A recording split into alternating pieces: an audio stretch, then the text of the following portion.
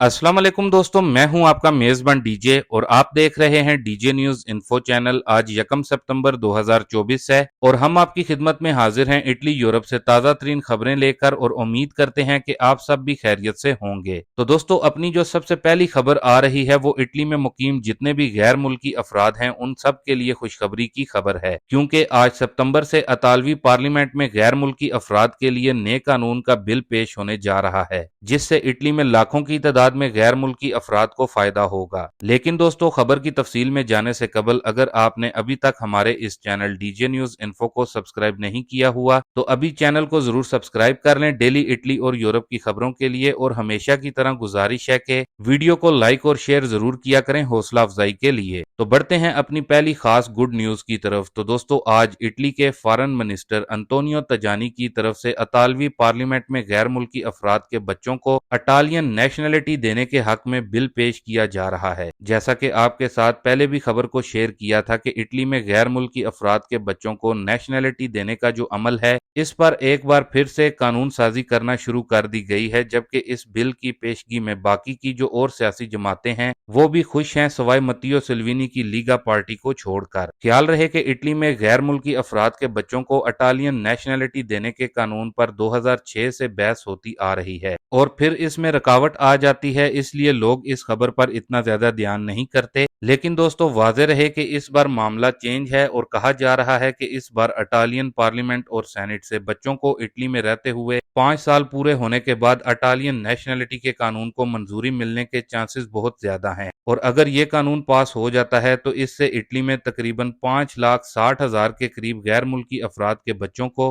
Italian शहरियत या फिर passport मिल जाएगा, जो कि इटली में गैर मुल्की अफराद के लिए बहुत ही बड़ी खुशखबरी होगी। बाकी दोस्तों, इसके बाद अपनी अगली न्यूज अपडेट को देख लेते हैं, जो कि इटली और यूरोप के ममालिक की तरफ से पाकिस्तान में 2 और ममालिक के लोगों पर पाबंदी आयद की गई है। जी हाँ दोस्तों, अब इटली समेत यूरोप के बहुत से ममालिक की तरफ से यूरोप में आने वाले तारकीन वतन जो कि इलीगल तरीके से दाखिल होते हैं उनके खिलाफ सख्त कार्रवाई का आगाज कर दिया गया है और पाकिस्तान समेत 2 और ममालिक यानी कि अफगानिस्तान और शाम से आने वाले गैर मुल्की अफराद की आमद पर पाबंदी लगाने का कानून बनाया गया है। ख्याल रहे कि ऐसे तमाम गैर मुल्की जिनका ताल्लुक अफगानिस्तान, शाम और पाकिस्तान से है उनको अपने मुल्क में सियासी पनाह न देने का जो अमल है वो यूरोपीय मुल्क जर्मनी की तरफ से उठाया गया है और बताया जा रहा है कि जर्मनी की तरफ से पहली बार अफगानिस्तान और शामी लोगों को डिपोर्ट करने का जो अमल है वो भी शुरू किया गया है। इसी तरह बाकी के और यूरोपीय मुल्क भी अब जर्मनी के कवानीन को फॉलो करते हुए गैर मुल्की इलीगल तारकीन वतन पर इस तरह की सख्त रिस्ट्रिक्शंस लगा रहे हैं ताकि खास तौर पर इन 3 ममालिक के लोगों को मुल्क में पनाह ना दी जाए। जबकि इटली की हुकूमत भी इलीगल इमिग्रेंट्स के खिलाफ इस तरह की पॉलिसी कायम करने पर गौर कर रही है, मतलब कि जो लोग इन 3 ममालिक से इटली में अब आएंगे तो उनको सियासी पनाह नहीं दी जाएगी। बाकी दोस्तों, इसके बाद अपनी अगली खबर को देख लेते हैं, जो कि इंग्लैंड और यूरोपीय यूनियन यानी कि इन दोनों के बाशिंदों के लिए नए मुआहदे से मुतलिक जो खबर सामने आई है, जबकि ब्रेक्जिट वापस से मुतलिक भी बड़ी खबर सामने आई है। तो दोस्तों, सबसे पहले तो आपको यहाँ पर यह बताते चलें कि चंद रोज कबल बरतानवी वजीर आजम कियर स्टारमर ने यूरोपीय मुल्क जर्मनी का दौरा किया है, जिसमें कुछ मामलात नए मुआहदे तय पाए हैं और रीसेट का एक लफ्ज इस्तेमाल किया गया है, मतलब कि कुछ ऐसी चीजें हैं जिनमें दोनों को मिलकर आपस में कुछ मामलात को तय किया गया है, जिसमें सबसे पहले डिफेंस का मामला है, उसके बाद तजारत को बढ़ाना है, जबकि सबसे बड़ा मुआहदा इमिग्रेशन को कंट्रोल करने पर किया गया है, यानी कि जो लोग यूरोप से इंग्लैंड में दाखिल होते हैं उन पर कंट्रोल करने के हवाले से किए गए हैं मुआहदे। लेकिन दोस्तों, दूसरी जानिब अगर ब्रेक्जिट की बात करें तो ब्रेक्जिट को लेकर बरतानवी वजीर आजम कियर स्टारमर की तरफ से वाज़ेह तौर पर बता दिया गया है कि ऐसा कुछ नहीं होने वाला, इंग्लैंड दोबारा से यूरोपीय यूनियन में शमूलियत इख्तियार नहीं करेगा, अलबत्ता तजारत और इमिग्रेशन कंट्रोल पर ही दोनों के दरमियान मामलात को तय पाया गया है। इसलिए जो दोस्त भाई यूरोपीय यूनियन और इंग्लैंड में ये आस लगाए बैठे हैं कि दोबारा से यूरोपीय यूनियन और इंग्लैंड एक हो जाएंगे और शमूलियत हो जाएगी, तो दोस्तों अब ये बहुत ही मुश्किल लग रहा है। बाकी दोस्तों, इसके बाद अपनी अगली खबर को देख लेते हैं, जो कि EES सिस्टम से मुतलिक बड़ी ही अहम खबर सामने आई है। तो दोस्तों इटली समेत पूरे यूरोप में एक नए निजाम को शुरू किया जा रहा है जो कि EES है, यानी कि एंट्री एग्जिट सिस्टम, क्योंकि यूरोपीय यूनियन का कहना है कि जो लोग इटली यूरोप में शेंजन वीजा पर आते हैं और टूरिस्ट बहुत ज्यादा बड़ी तादाद में आते हैं और यूरोपीय यूनियन के तमाम ममालिक के पास इतना बड़ा रिकॉर्ड सेव करना थोड़ा मुश्किल है, जिसकी वजह से यूरोपीय यूनियन की तरफ से यह बड़ा फैसला किया गया है। नए सिस्टम EES को तश्कील दी जा रही है और तमाम जो 29 ममालिक हैं, EU मेंबर्स